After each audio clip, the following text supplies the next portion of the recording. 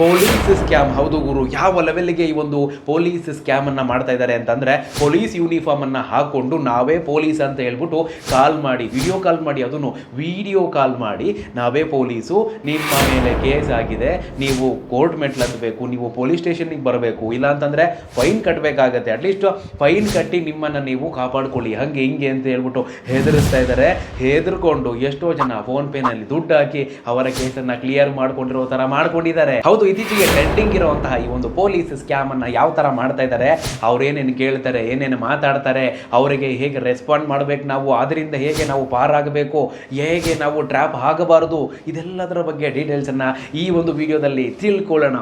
ಗುರು, ನಾನು ನಿಮ್ಮೆಲ್ಲರ ಮೆಚ್ಚಿನ ಅಚ್ಚುಮೆಚ್ಚಿನ JD ಅಲಿಯಾಸ್ ಜ್ಞಾನದೀಪು. ಮತ್ಯಾಕ್ತಡ ಗುರು, ಶುರು ಮಾಡೋಣ. ಹೌದು, ರೀಸೆಂಟ್ ಆಗಿ ಒಂದು ಇನ್ಸಿಡೆಂಟ್ ನಡೆಯುತ್ತೆ. ಒಬ್ಬ ತಾಯಿ ಅವರಿಗೆ ಪೊಲೀಸ್ ಸ್ಟೇಷನ್ ಇಂದ ಕಾಲ್ ಬರುತ್ತೆ. ಆದ್ರೆ ಅದು ಪೊಲೀಸ್ ಸ್ಟೇಷನ್ ಇಂದ ಕಾಲ್ ಆಗಿರಲ್ಲ, ಅವರು ಸ್ಕ್ಯಾಮರ್ಸ್ ಆಗಿರ್ತಾರೆ.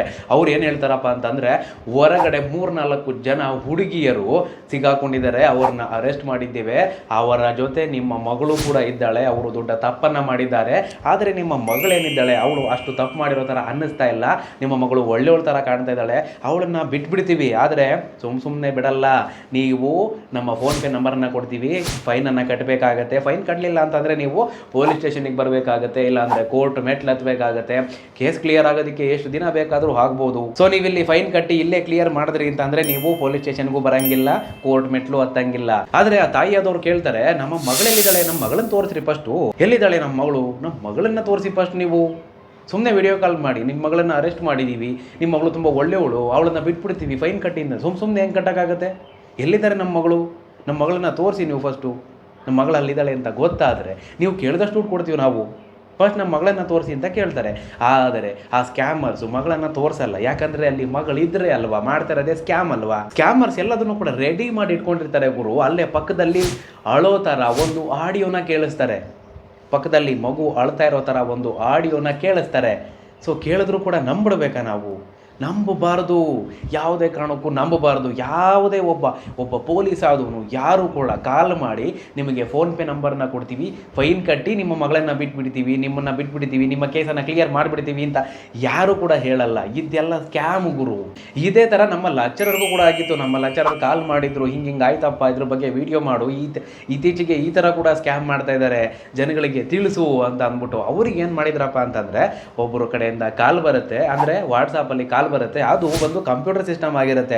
ಸೊ ಇಷ್ಟಕ್ಕಾಗಿ 1 ಒತ್ತಿ, 2 ಒತ್ತಿ, 3 ಒತ್ತಿ ಅಥವಾ ಈ ಥರ ಕಾಲ್ ಬರುತ್ತೆ. ಸೊ ಅವು ಅಲ್ಲಿ ಏನಂತ ಹೇಳ್ತಾರಪ್ಪ ಅಂತಂದರೆ, ನಿಮ್ಮ ಒಂದು ಮೊಬೈಲ್ ನಂಬರ್ ಏನಿದೆ ಅದು ಮಿಸ್ಯೂಸ್ ಆಗ್ತಾ ಇದೆ, ನಿಮ್ಮ ಮೊಬೈಲ್ ನಂಬರ್ ಏನಿದೆ ಅದು ಮಿಸ್ಯೂಸ್ ಆಗ್ತಾ ಇದೆ, ಇದರ ಬಗ್ಗೆ ಇನ್ನೂ ಮಾಹಿತಿ ಬೇಕು ಅಂತಂದರೆ 1 ಒತ್ತಿ ಅಂತ ಕೇಳ್ತಾರೆ. ಸೊ 1 ಒತ್ತಿದ್ರೆ ಅದು ಬಂದು ಒಂದು ಕಸ್ಟಮರ್ ಕೇರ್ ನಂಬರಿಗೆ ಕಾಂಟ್ಯಾಕ್ಟ್ ಆಗುತ್ತೆ, ಅವರು ಮಾತಾಡ್ತಾರೆ. ಸೊ ನಿಮ್ಮ ಒಂದು ನಂಬರ್ ಇವಾಗ ಮಿಸ್ಯೂಸ್ ಆಗ್ತಾ ಇದೆ. ಸೊ ನಮ್ಮ ಲೆಕ್ಚರರ್ ಕೇಳ್ತಾರೆ, ಈ ನಂಬರನ್ನು ಬ್ಲಾಕ್ ಮಾಡಬೇಕಲ್ಲ ಅಂತ ಅಂದ್ಬಿಟ್ಟು ಅವ್ರು ಹೇಳ್ತಾರೆ, ಈ ನಂಬರನ್ನು ನಾವು ಬ್ಲಾಕ್ ಮಾಡೋದಕ್ಕಾಗಲ್ಲ, ಸೊ ಇದು ಬಂದು ಮಿಸ್ಯೂಸ್ ಆಗಿರೋದ್ರಿಂದ ನಾವು ಸೈಬರ್ ಸೆಕ್ಯೂರಿಟಿ ನಮ್ಮ ಇವರಿಗೆ ಇದಕ್ಕೆ ಟ್ರಾನ್ಸ್ಫರ್ ಮಾಡ್ತೀವಿ ಕಾಲನ್ನು.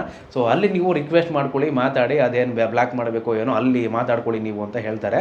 ಸೊ ಅವರು ಬಂದು ಸೈಬರ್ ಸೆಕ್ಯೂರಿಟಿಗೆ ಇವರ ಒಂದು ಕಾಲನ್ನು ಟ್ರಾನ್ಸ್ಫರ್ ಮಾಡ್ತಾರೆ. ಸೈಬರ್ ಸೆಕ್ಯೂರಿಟಿ ಅವ್ರು ಏನು ಹೇಳ್ತಾರಪ್ಪ ಅಂತಂದರೆ, ಹೌದು ನಿಮ್ಮ ನಂಬರು ಮಿಸ್ಯೂಸ್ ಆಗಿದೆ, ನಾವು ಇಲ್ಲಿ ಒಬ್ಬರನ್ನ ಅರೆಸ್ಟ್ ಮಾಡಿದ್ದೀವಿ, ಅವರು ನಿಮ್ಮ ಒಂದು ನಂಬರನ್ನು ಕೊಟ್ಟು ಈ ನಂಬರಿಂದ ನಮಗೆ ಡೀಲ್ ಕ್ಲೋಸ್ ಆಗಿದೆ ಅಂತ ಹೇಳಿದ್ದಾರೆ. ಸೊ ಹಾಗಾಗಿ ನಿಮ್ಮ ನಂಬರ್ನ ನಾವು ಟ್ರ್ಯಾಕ್ ಮಾಡಿದ್ದೇವೆ, ನಿಮ್ಮ ನಂಬರ್ ಮಿಸ್ಯೂಸ್ ಆಗ್ತಾ ಇದೆ, ಸೊ ಹಾಗಾಗಿ ನೀವು ಮುಂಬೈಗೆ ಬರಬೇಕಾಗತ್ತೆ, ಮುಂಬೈಗೆ ಬಂದು ಕೇಸನ್ನು ಕ್ಲಿಯರ್ ಮಾಡಬೇಕಾಗತ್ತೆ ಅಂತ. ಸೊ ಆಯಿತು, ನಾನು ಮುಂಬೈಗೆ ಬರ್ತೀನಿ, ಎಲ್ಲಿಗೆ ಬರಬೇಕು ಏನು ಹಾಗೆ ಹೀಗೆ ಅಂತ ಕೇಳಿದ್ದಕ್ಕೆ ಒಂದು 10 ನಿಮಿಷ ಕಾಲ್ ಮಾಡ್ತೀವಿ ಅಂತ ಹೇಳಿ ಕಾಲ್ ಕಟ್ ಮಾಡಿ, ಸೊ ನಿಮ್ಮ ಒಂದು ಬ್ಯಾಂಕ್ ಡೀಟೇಲ್ಸ್ ಎಲ್ಲ ಬೇಕಾಗುತ್ತೆ ನಮಗೆ, ಇದರಲ್ಲಿ ಎಷ್ಟು ಹಣ ಟ್ರಾನ್ಸ್ಫರ್ ಆಗಿದೆ, ಎಷ್ಟು ದುಡ್ಡು ಟ್ರಾನ್ಸ್ಫರ್ ಆಗಿದೆ, ಪ್ರತಿಯೊಂದು ಕೂಡ ಡೀಟೇಲ್ಸ್ ನಮಗೆ ಇವಾಗ ಬೇಕಾಗುತ್ತೆ. ಸೊ ಇದೆಲ್ಲದನ್ನು ಕೂಡ ಚೆಕ್ ಮಾಡ್ಬೇಕು ನಾವು ಅಂತ ಹೇಳಿದ್ದಕ್ಕೆ, ಸೊ ಇವರ ಒಂದು ಬ್ಯಾಂಕ್ ಡೀಟೇಲ್ಸನ್ನು ಕೊಡ್ತಾರೆ. ಆದರೆ ಇವರ ಬ್ಯಾಂಕಲ್ಲಿದ್ದ ಹಣವನ್ನು ಬೇರೆ ಒಂದು ಬ್ಯಾಂಕ್ ಅಕೌಂಟ್ಗೆ ಹಾಕ್ಕೊಂಡು 0 ಬ್ಯಾಲೆನ್ಸ್ ಇರುವಂತಹ ಒಂದು ಬ್ಯಾಂಕ್ ಅಕೌಂಟನ್ನು ತೋರಿಸ್ತಾರೆ. ಸೊ ಅವ್ರಿಗೆ ಏನಾಗುತ್ತೆ, ಇವನ ಹತ್ರ ಏನೋ ಸಿಗಲ್ವೇನೋ ಅಂತ ಅಂದ್ಕೊಂಬಿಟ್ಟು ಅವ್ರೇನು ಮಾಡ್ತಾರೆ, ಸರಿ ಆಯಿತು, ಇವಾಗ ನಾನು ನಿಮ್ಮ ಒಂದು ಬಯೋಡೇಟಾ ಎಲ್ಲ ಚೆಕ್ ಮಾಡಿದ್ದೀನಿ, ಏನೋ ತೊಂದರೆ ಇಲ್ಲ ಅಂತ ಅನ್ನಿಸ್ತಾ ಇದೆ, ಆದರೂ ಕೂಡ ನೀವು ನಮ್ಮ CBI ಹತ್ರ ಮಾತಾಡಿ ರಿಕ್ವೆಸ್ಟ್ ಮಾಡ್ಕೊಳ್ಳಿ, ಕ್ಲಿಯರ್ ಆಗುತ್ತೆ. ಸೊ ಅವರಿಗೆ ನಿಮ್ಮ ಒಂದು ಕಾಲನ್ನು ಟ್ರಾನ್ಸ್ಫರ್ ಮಾಡ್ತೀವಿ ಅಂತ ಅಂದ್ಬಿಟ್ಟು ಮತ್ತೆ ಇನ್ನೊಬ್ಬರಿಗೆ ಕಾಲನ್ನು ಟ್ರಾನ್ಸ್ಫರ್ ಮಾಡ್ತಾರೆ. ಆ CBI ಆಫೀಸರ್ ಹೇಳ್ತಾರೆ, ಇಲ್ಲಪ್ಪ ನೀನು ತುಂಬ ತಪ್ಪು ಮಾಡಿದ್ಯಾ, ನಿನ್ನ ಒಂದು ನಂಬರ್ ತುಂಬ ಮಿಸ್ಯೂಸ್ ಆಗೈತೆ, ಸೊ ಹಾಗಾಗಿ ನಿನ್ನನ್ನು ಹಿಂಗೆ ಬಿಡೋಕ್ಕಾಗಲ್ಲ, ನೀನು ಮುಂಬೈಗೆ ಬರಲೇಬೇಕು. ಸೊ ಮುಂಬೈಗೆ ಬರಲೇಬೇಕು, ಇದನ್ನು ಬಿಟ್ಟರೆ ಬೇರೆ ನಿನಗೆ ಆಪ್ಷನ್ನೇ ಇಲ್ಲ.